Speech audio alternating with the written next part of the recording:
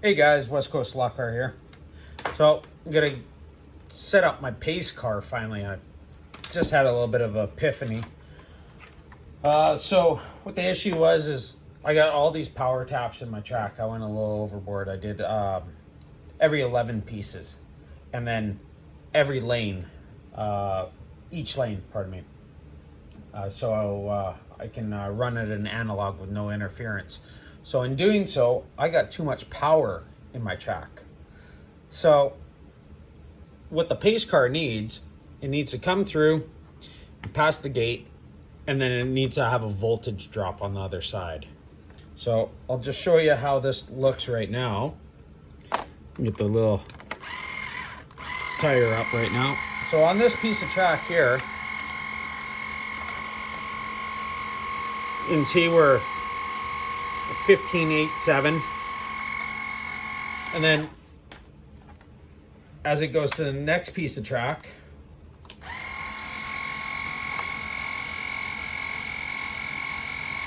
we're 15.9, and then it comes through the gate here, 15.9, no voltage drop. So I'm like, so what do we do here? Do we get some resistors or something like that? And I'm like, hey, you know what? How about we just terminate the connection here? Maybe that would be enough voltage drop. So just pull this apart.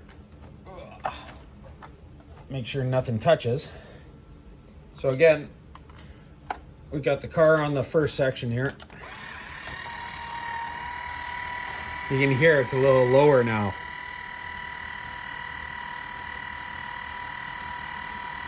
Or about 14.5, because it's not connected to the other track, right? So come on to this one. 14.5. As soon as it crosses the gate here, it's gonna shut off. Boom. Shut off. So now on this one, we got 14.8, and that's enough of a voltage drop to stop that pace car. So now if I connect this one and this one, I'll have roughly 16 volts on here. So we just go to here because that's close to the source. Yeah, it's 16.4, right? We come back here. It's 15.8, so it'll balance out. So what I'm gonna do is just pull the pins off of here, put it together, and see if this sucker goes in. So I'll just pause it and pull the pins and see what happens. So this is how you remove the pins. Try not to move it here and get my head in the way. So you got two little tabs in here. What you want to do is just get a small screwdriver.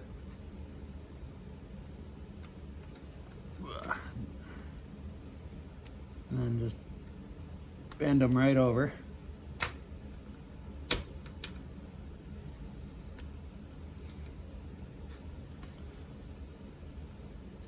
Just like that. And then all you do is grab some needle nose. What I do is just grab that top little piece like that, and then just yank it out. There it is there. Then what I'll do is I'll just put some electrical tape right there, and then that should be it. So I'll flip the camera around.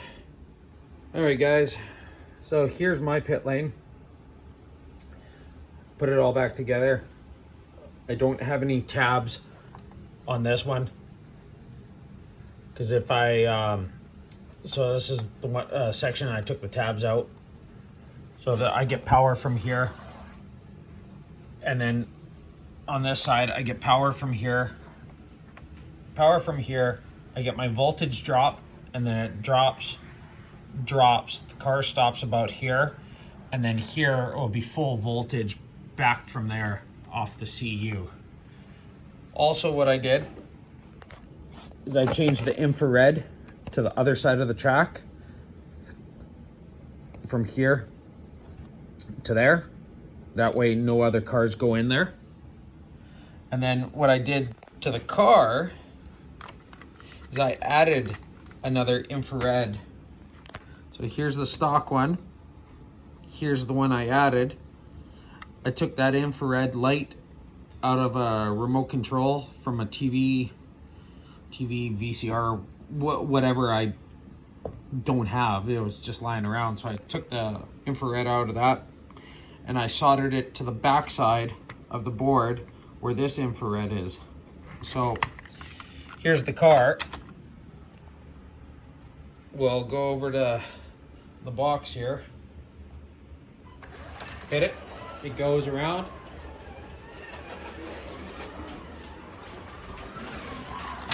Switches lanes, comes into my pit. No big deal there. So, switch lanes there. Go around one more time. Sometimes it hits the switches. You know how ghost cars are. Oh, get stuck up in the chili bowl. I gotta sand these tires down so I get a little more clearance. But switch is there. Switch is there. Switch is there. Switch there. And then we're gonna call it into the pits. Boom. There it is. Stops nice just before it gets full power again. So if it went any further, it would pick up full power and it wouldn't stop. And that's the issue I was having. So we'll send it around one more time.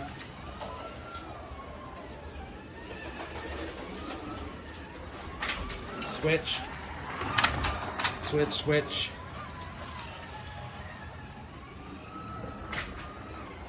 And then we'll call it back into the pits, or the lane. There it is there. Boom. There it is.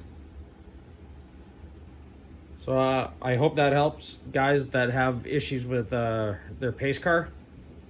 And remember, like and subscribe, guys.